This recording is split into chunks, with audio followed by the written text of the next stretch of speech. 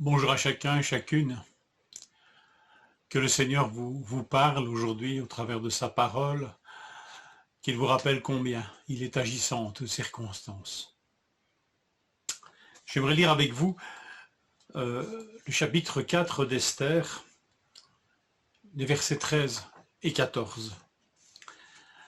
Mardochée fit répondre à Esther, « Ne t'imagine pas que tu échapperas seul d'entre tous les Juifs parce que tu es dans la maison du roi. Car si tu te tais maintenant, le secours et la délivrance surgiront d'autre part pour les Juifs, et toi et la maison de ton père vous périrez. Et qui sait, si ce n'est pas pour un temps comme celui-ci, que tu es parvenu à la royauté. » Si vous avez regardé un peu vos introductions, vous vous rendrez compte que le livre d'Esther a une caractéristique qui le différencie de tous les autres livres de la Bible. Ce livre ne cite pas explicitement le nom de Dieu. Vous pourrez le lire dans tous ces chapitres, vous ne verrez pas une seule fois le nom de l'Éternel cité, explicitement. Et pourtant, sa présence est réelle en toutes ces pages.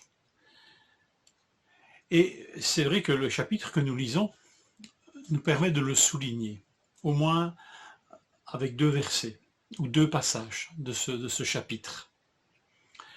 Ce verset, la fin du verset 14, « Et qui sait si ce n'est pas pour un temps comme celui-ci que tu es parvenu à la royauté. » Mardochée, un des héros du livre, l'oncle, si on le comprend ainsi, d'Esther, voit la main de Dieu dans la désignation d'Esther comme épouse royale.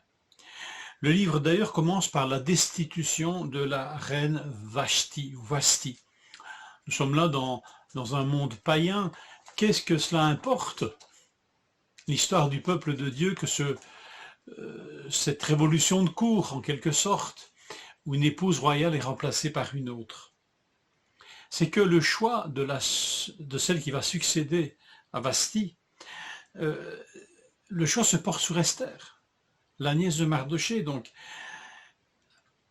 Et avant que la folie furieuse du premier génocidaire de l'histoire, Aman, ne se déclenche contre le peuple juif, Dieu place une fille d'Israël pieuse à une place de premier choix.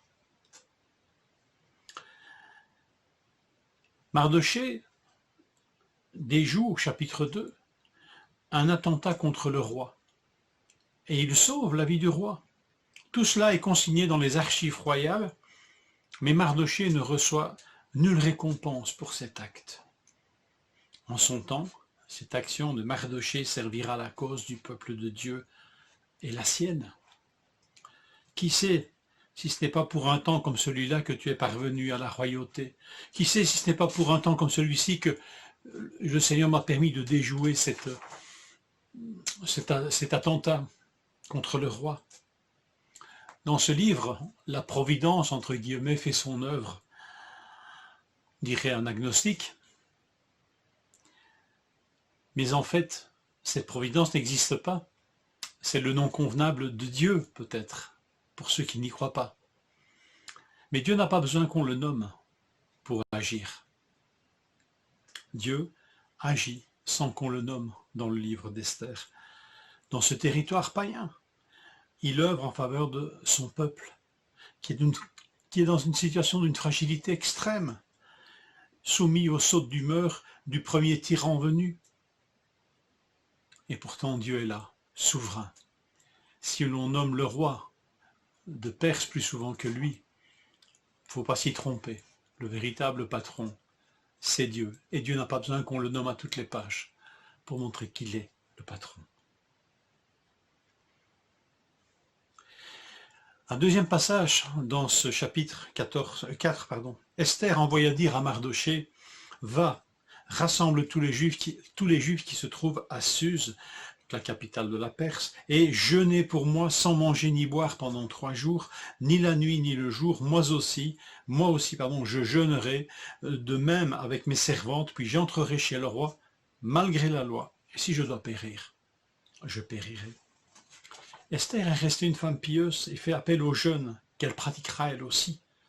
Or, dans la Bible, on jeûne non pour invoquer la providence, mais pour chercher Dieu, l'Éternel. C'est associé à la prière en permanence. Et si sans le nommer, c'est évident que l'on va prier Dieu. Je lis ceci dans 2 Chroniques 20, verset 3, à propos d'un autre temps de crise avec un roi d'Israël ici. Josaphat eut peur et décida de chercher l'Éternel. Là on le nomme, il proclama un jeûne pour tout Juda. Sans nommer Dieu, on va l'invoquer et remettre sa vie entre ses mains. Quelle foi! Mais bien sûr qu'on va l'invoquer, mais le texte ne nous le rapporte pas. Sans être nommé explicitement, l'activité de Dieu est incessante. Alors que peut nous apprendre cette absence du nom de Dieu dans ce livre? Peut-être ceci ce que je vous propose à votre méditation. Peut-être ce que le Seigneur Jésus nous rappelle dans l'enseignement sur la prière. Matthieu 6, 7, en priant, ne multipliez pas les vaines paroles, comme les païens qui s'imaginent qu'à force de paroles, ils seront exaucés. Ne leur ressemblez pas, car votre Père sait de quoi vous avez besoin, avant que vous lui le demandiez. Voici donc comment vous devez prier. Notre Père qui es aux cieux, que ton nom soit sanctifié, et suis le Notre Père. La véritable prière n'abuse pas du nom de Dieu pour exprimer sa confiance et ses demandes. La prière que Jésus nous enseigne ne le nomme qu'une seule fois. Et avec quel nom? Notre Père. Et en demandant aussitôt que ce nom soit sanctifié, reconnu pour saint. On n'en abuse pas. Mais pourtant, la confiance est forte en ce Dieu qui est notre Père. Notre Père sait de quoi nous avons besoin avant de le nommer pour lui demander quoi que ce soit. Que le Seigneur nous encourage à mettre notre confiance en ce Dieu extraordinaire.